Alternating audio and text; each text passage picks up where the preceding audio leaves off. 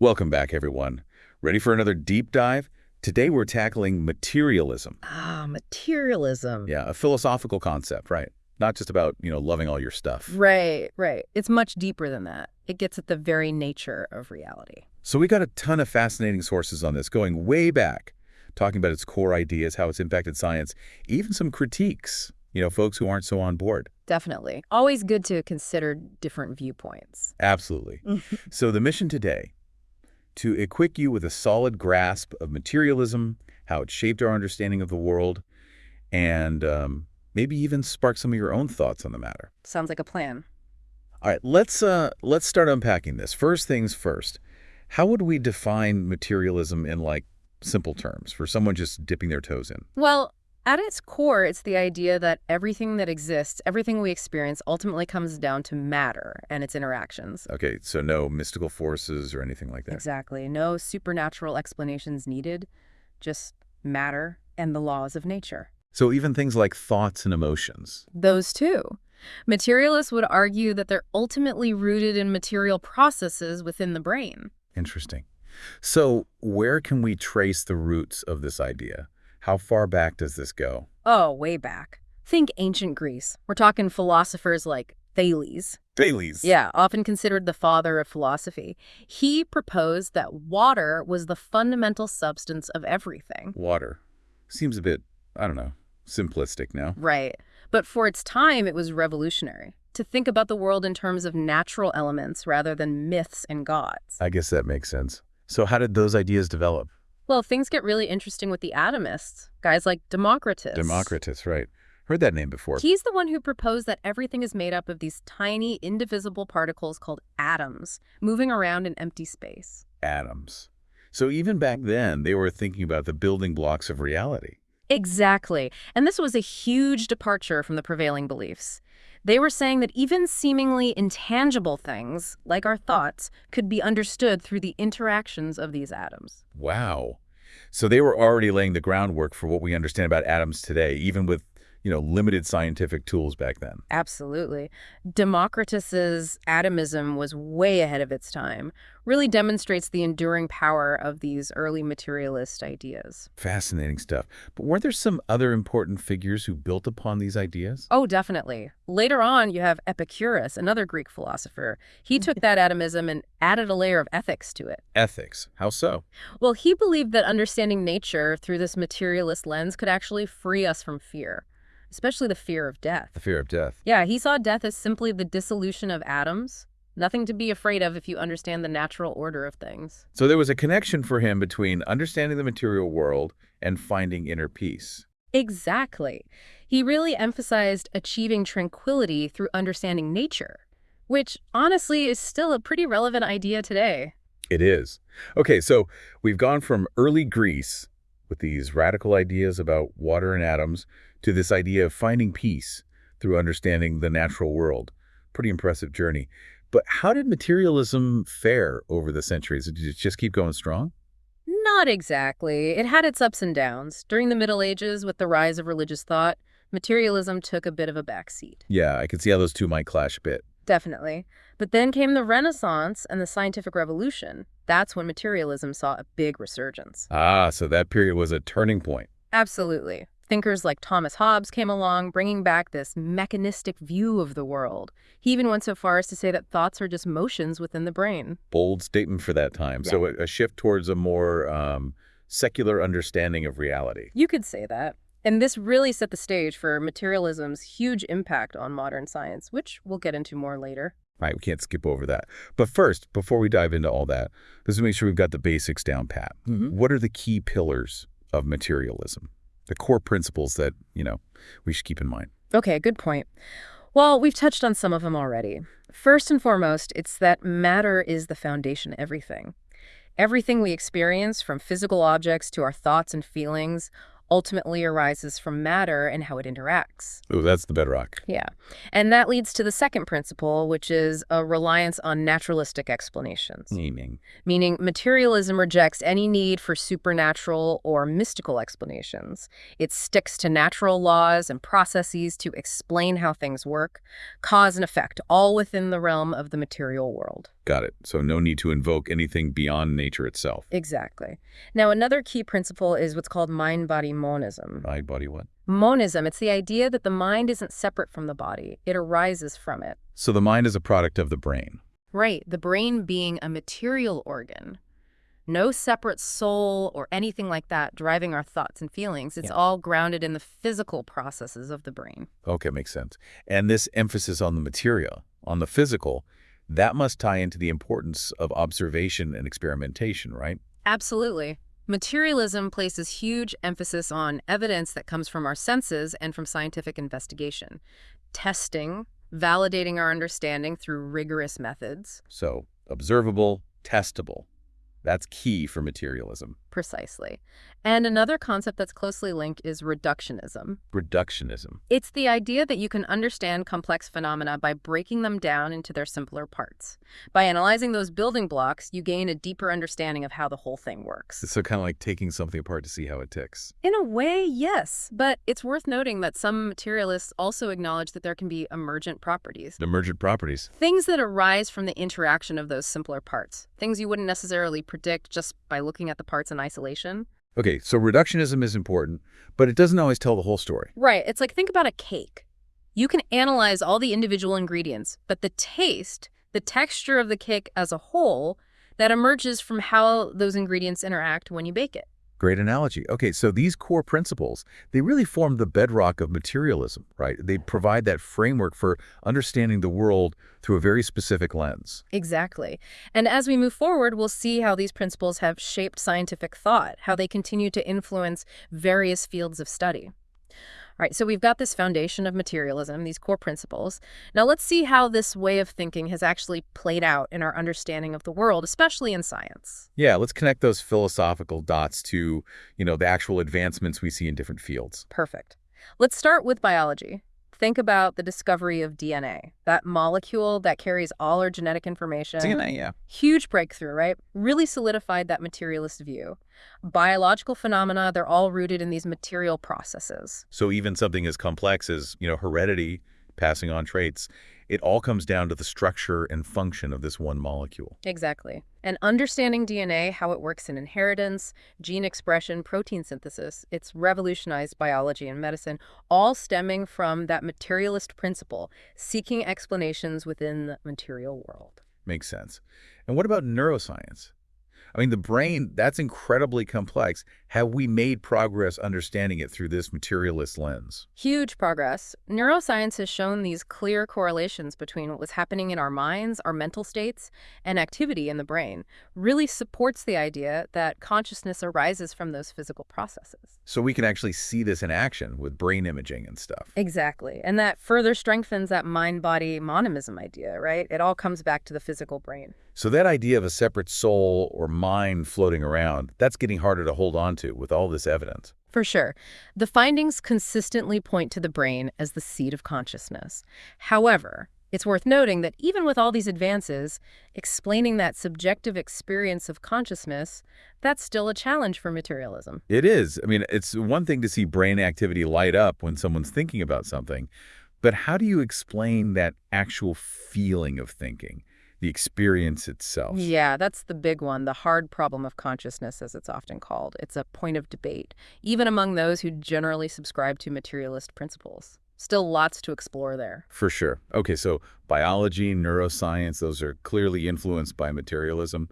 What about other scientific fields? It's everywhere. Look at cosmology, the Big Bang Theory, explaining the origin of the universe. The Big Bang, yeah. All based on the idea that the universe started from this incredibly dense, hot state and has been expanding and cooling ever since. And all that relies on physics, right? No need for some, divine intervention to get things started. Exactly. The Big Bang is a testament to the power of materialistic thinking to explain even the most fundamental questions. It's a remarkable achievement of science, grounded in those natural explanations. So we've got life's building blocks with DNA, the workings of our minds with neuroscience, and even the origin of the universe itself, all through this materialist lens. Pretty impressive. Indeed. And it doesn't stop there. Medicine, technology, engineering, this idea that by understanding the material world, its laws, we can solve problems, create new technologies, even enhance human capabilities. So it's not just about understanding the world, it's about shaping it. Precisely. But that power to shape the world, it comes with ethical considerations too. As our technology gets more powerful, we have to think about things like responsibility, equity. What are the consequences of our actions? Right. It's not enough to just know how things work. We have to think about how we use that knowledge. Absolutely. And that actually brings us to an interesting point. While materialism itself is this philosophical concept, it's become associated with certain trends in society too. Sometimes viewed as promoting this focus on material possessions, on consumerism. It's funny how a philosophical idea can kind of bleed into or maybe get distorted in those broader cultural trends. For sure. And critics point to consumerism as this negative consequence of a materialistic worldview. The idea that it leads to this shallow pursuit of wealth, and we disregard spiritual or ethical values. So the concern is that it's too focused on stuff and not enough on meaning, purpose, or connection to something bigger than ourselves. That's the critique. But those who support materialism, they argue that understanding the world this way doesn't have to lead to that. In fact, they say it can provide a foundation for ethics that's more grounded, more humanistic, based on our shared human nature, our connection to the natural world. So it's not denying values or meaning, but finding a different basis for them, one that's rooted in our understanding of nature. Right. Recognizing that our values, our sense of meaning, they're ultimately products of our brains, our interactions with the world, and that understanding, some argue, can lead to a more compassionate, responsible way of living. Interesting. So even within materialism, there's room for different interpretations with implications for how we see ourselves and the world. Definitely. And this actually leads us to another area where materialism intersects with contemporary thought, this concept of a post-materialist society. Post-materialist. What's that all about? Are we talking about rejecting materialism altogether? Not necessarily rejecting it, but maybe more of an evolution. As societies get wealthier, more technologically advanced, some suggest we're shifting away from purely material concerns. More focus on things like self-expression, personal growth, quality of life. So instead of just trying to get our basic needs met, acquire possessions, we're looking for fulfillment in other areas. That's the general idea. Of course, it's not a uniform shift. It varies across cultures and all that. But it raises these questions about how our values change. What does a good life look like when material abundance is more common? Makes you wonder, does this post-materialist shift challenge the relevance of materialism? I mean, if people are less focused on material stuff, does that undermine the whole worldview? It's a great question, and it's complex. Some argue that it actually reinforces certain aspects of materialism. Think about it. Our reliance on technology, our desire to understand the world through science, those align with a materialistic approach to knowledge and problem solving. So even if we're not driven by acquiring stuff, the way we approach the world, the way we try to understand it, might still be rooted in those materialist principles. That's one way to look at it. But others suggest that this post-materialist shift actually challenges some core assumptions. By emphasizing subjective experiences, values, meaning-making, those are areas where traditional materialism maybe struggles a bit. It does seem like a complex relationship, this whole materialism and post-materialism thing. Yeah. Not a clear cut either. Perhaps materialism is evolving along with us as our understanding grows. It's a good observation, and that's what makes this whole exploration of materialism so fascinating, this interplay between philosophy, science, and society.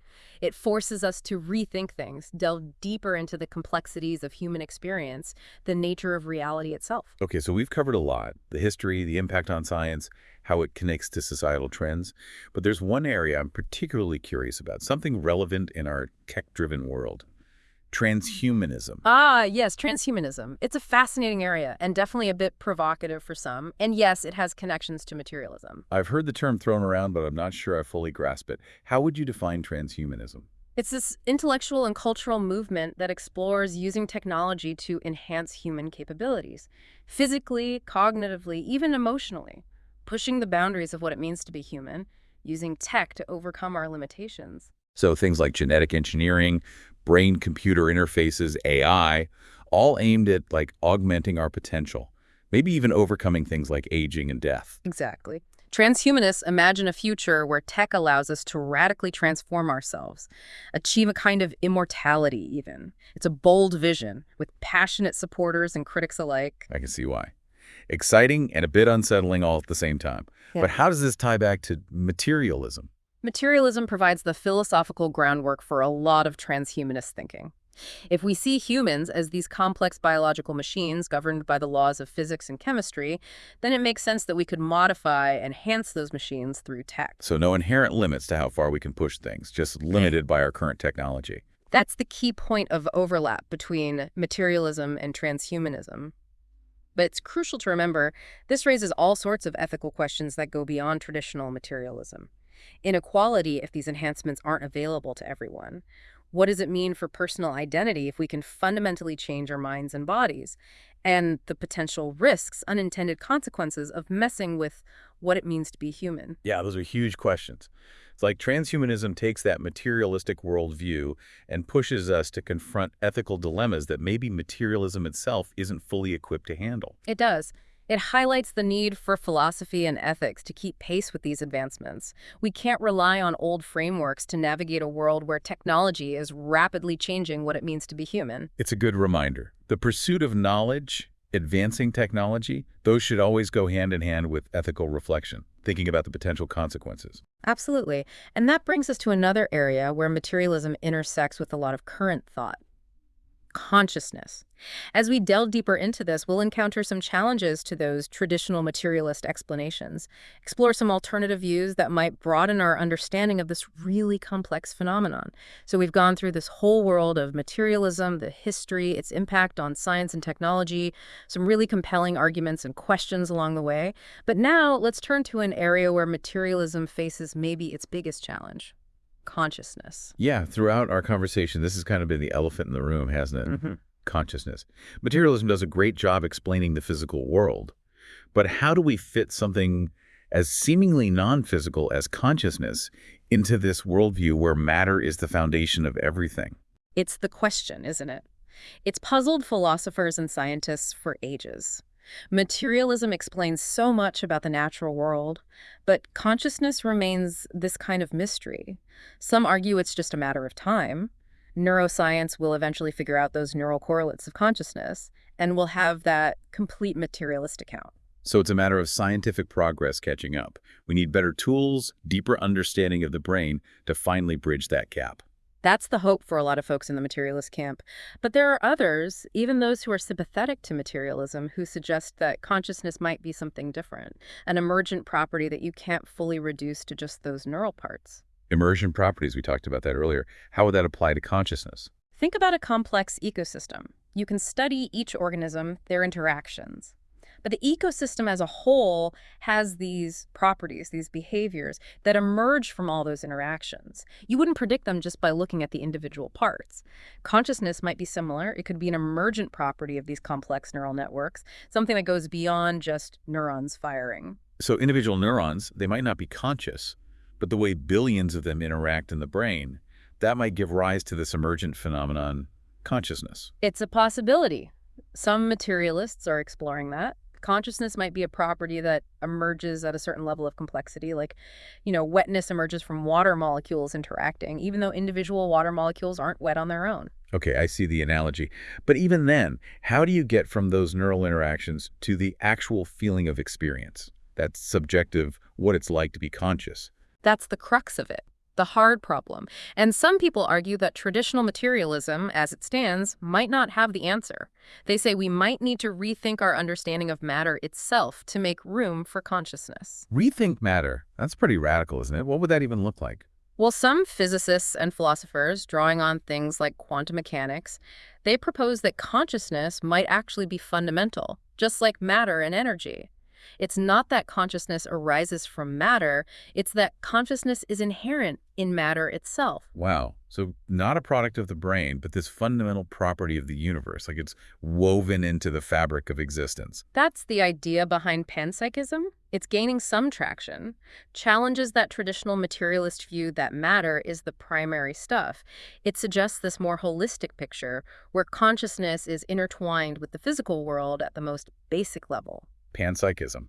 That's a pretty different way of looking at things. Does it solve that hard problem then? Depends who you ask. Some find it very compelling, a way to bridge that gap between the subjective experience and the objective world of physics. But others see it as too speculative, not enough evidence.